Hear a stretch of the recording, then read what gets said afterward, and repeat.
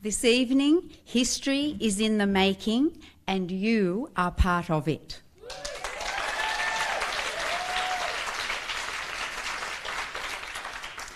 Our unity through the IMOP Party is turning the tide from the present two-party dictatorship that regresses Australia into the democracy that we all rightly inherited from our hard-working and sacrificing ancestors.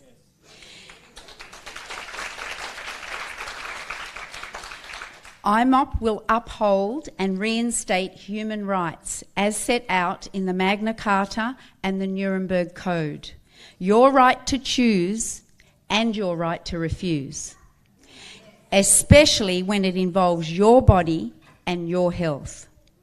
The government has a duty of care to all people to provide us with a safe, clean environment both inside and outside our bodies. This party speaks especially for those who have no voice, such as our animals, young children, and those yet to arrive, the unborn babes. Michael O'Neill, the founder of the party, said to me, "Marelle, instead of going to the politicians, let's become one." And we did.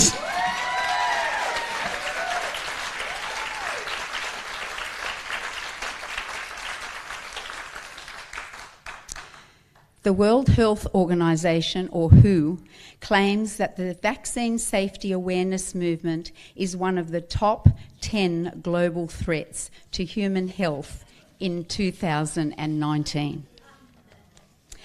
They say that vaccine hesitancy is reversing their progress to prevent 2 to 3 million deaths a year.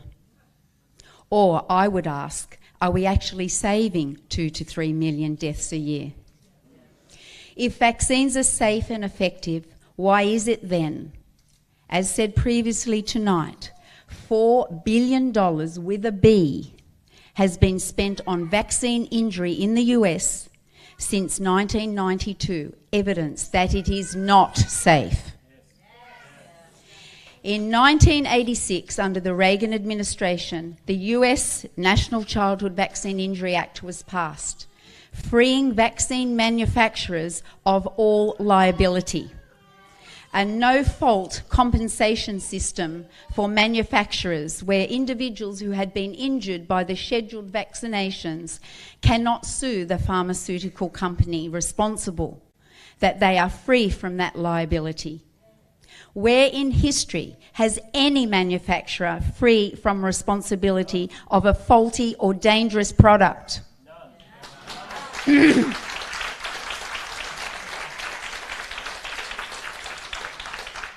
Car manufacturers have recalls. Faulty food is destroyed, and the manufacturers are made to withdraw the product entirely or correct the danger fault, but not so with vaccines. Why is it that no safety checks were conducted biannually, as recommended by that Act, the Childhood Vaccine Injury of 1986?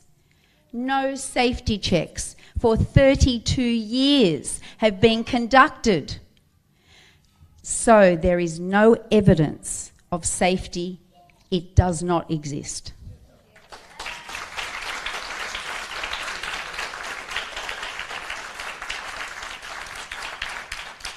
In the WHO's safety training module, Module 3 actually states that one of the most difficult tasks in their training is to differentiate between the adverse events caused by the vaccine or by the vaccine components. Either way, there is evidence that there is harm. Where there is a risk, there must be informed consent and choice. If you are having a procedure at hospital or even considering an operation, a doctor's prescription, the healthcare provider will explain any side effects or risks with that procedure, but not so for vaccines. The World Health Organization gives the following statistics. TB reactions, 1 in 1,000 or 1 in 50,000. Measles, 1 in 1 million. DTP, 1 in 750,000. How is this accurate when there is no accurate reporting system? Up to 50% inaccurate, which was admitted in the 2015 No Jab No Pay inquiry that I was there and we helped in our committee to instigate. Let me ask the people in this room to please stand or raise your hand if you know anyone who has been injured or is now deceased because of an adverse event from a vaccine. Thank you. We are unable to film you publicly, however, I can state, and evidence of all the people here, that 90% of the people in this room just raised their hand. This is clear evidence that the casualties are much greater than the WHO statistics on paper. These people are the living statistics. IMOP is a voice for choice. Parents, grandparents, professionals from all around the globe have been intimidated, vilified, compromised, censored, conscripted, shifted, gagged over many health issues.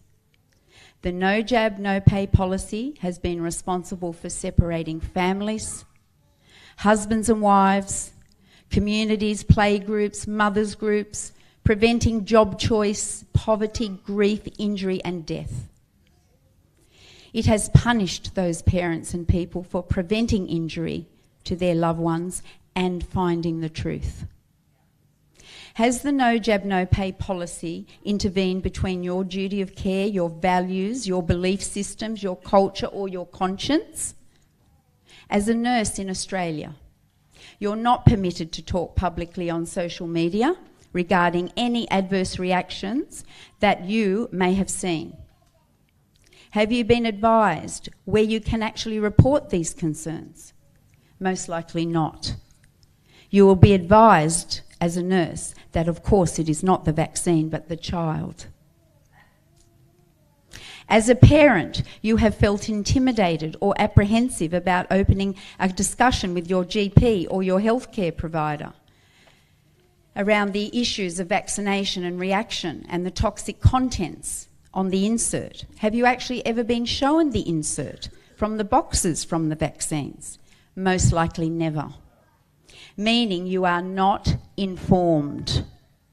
Have you felt your decision was forced without informed consent? Or maybe you were advised of a few side effects after the shot, not before. Those doctors, paediatricians, chiropractors, physios present here or listening this evening, tonight, do you feel that your ethics and your values around the Hippocratic Oath to first do no harm have been compromised? Has the No Jab, No Pay policy intervened between your duty of care and your trusting patient? In consideration of the Geneva Oath that you take, which states, quote, I will not use my medical knowledge to violate human rights, civil liberties, even under threat, and that includes political affiliation, end of quote. Yet, the fear of being called an anti-vaxxer with an X or being deregistered does compromise your values, your position to first do no harm. It conflicts the oath that you took. This is a result of the shrunken and limited exemptions since the No Jab, No Pay policy implemented in 2016, which shrunk from 5 to 6 exemptions and were narrowed down to 2. You either had to have an anaphylactic shock or prior immunity. Prior to that, you could have neurological disorders, you could have nervous system disorders, you could have allergies, you could have anaphylactic and a vote of conscience. How much education and training do doctors have on vaccination prior to graduation? Are you taught that there is a reporting system? Are you taught to look for side effects only 2 days later? What about 2 years later? What about autoimmune diseases that occur 20 years later? Are you taught only to revise the vaccine schedule? Research scientists, journalists, lecturers and university staff, are you free to work without censorship? The recent lack of health fund coverage for certain natural therapies from the 1st of April is another erosion of your power and your choice over your health practices. IMOP stands to empower the thousands of Australians whose voices have not been heard about their fundamental right to their own health care and immunisation practices. In Sweden, vaccination is a medical procedure requiring full informed consent regarding risks. The Swedish government rejected 7 motions in May 2017 that would have forced vaccination into law, making it compulsory. The government rejected these motions because, quote, it would violate our Swedish constitution. All healthcare in Sweden, including the vaccination programs, is voluntary. There is a mass resistance to all forms of coercion by Swedes with regards to vaccines. Where there is a risk, there must always be a choice. Until now, Australia, even since the 2015 Senate inquiry, has been tokenism. Even though the inquiry received thousands of submissions opposing the policy, writing about their major concerns, from vaccine ingredients to exemptions and vaccine overload, and no independent trials. However, they were ignored. Vested interests and party line politics ruled and stacked that inquiry. One of the recommendations following the inquiry in 2015 was to review the impact of that policy in 1 to 3 years. We are still waiting 4 years later. We provided the government with a booklet of testimonials of impact from broken families not entering a career of choice, to no daycare, no preschool, people moving in with their parents, their grandparents. Still, no impact statement has been conducted. At the inquiry in 2015, a senator, who I won't name, from the panel asked one of the health department officials about the accuracy of the reporting system.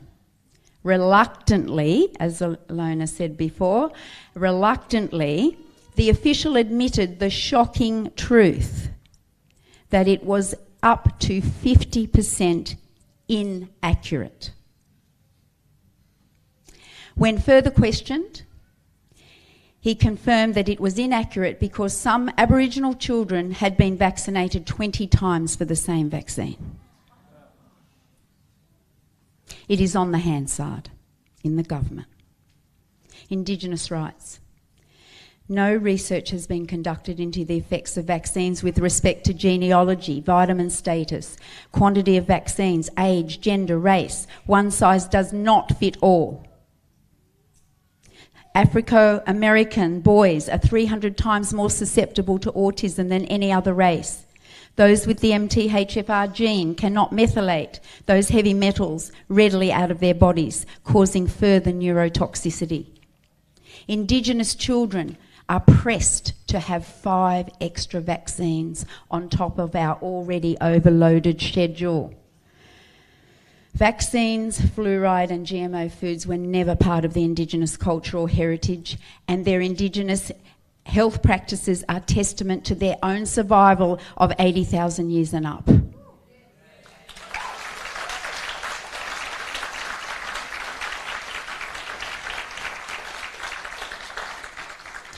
Interventions for Indigenous Australians never work, and they never will. The no jab, no pay policy is a medical intervention. We do not want another sorry day or a genocide. Instead of free flu shots, Indigenous children would be far greater and better and healthier to have free vitamin D to support their immune systems.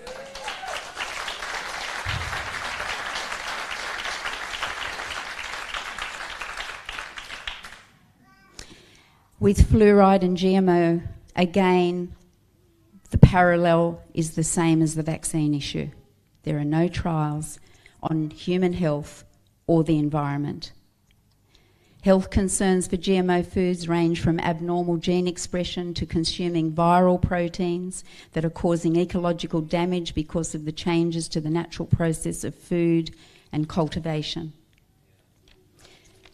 There are well-known side effects of fluoride, which include attention deficit, hyperactivity disorder, IQ loss, and other health-related outcomes. Another forced medication that needs independent assessment and inquiry.